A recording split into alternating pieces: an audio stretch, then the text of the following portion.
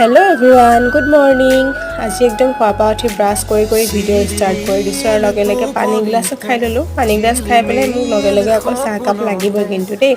আজি আকৌ কাপোৰ ধুলোঁ, পিছে ৰ'দ নাই তথাপিও ধুই দিলোঁ আৰু গাউল ধুই আহিলোঁ আৰু এতিয়া ভাতকেইটা খাই লওঁ। মায়ে আজি পুৰা স্পেচিয়েলকৈ বনাই থৈছে আৰু ফিছা, কিন্তু মাছৰ ফিছা মোৰ বহুত প্ৰিয় দেই। মাছৰ পেটটো বনাইছে, ফ্ৰাই মাছ বনাইছে, তাৰপিছত তৰকাৰী আৰু দালি। পটাপট ভাতকেইটা খাই ল'লোঁ। তো এতিয়া ভাত পানী খাই বাহিৰত বহিছোঁ। বতৰটো চাওকচোন, একদম ঠাণ্ডা দিনৰ নিচিনা লাগিছে। আৰু সন্ধিয়া চাহকাপ আজি মই বনাই ল'লোঁ। ধুনীয়াকৈ চাহকাপ বনালোঁ। ব্ৰেড আছিলে, ব্ৰেডকেইখন তেল অকণমান দি ফ্ৰাই কৰি গৰম কৰি ল'লোঁ আৰু এতিয়া খাই লওঁ। এয়া সন্ধিয়াৰ চাহকাপ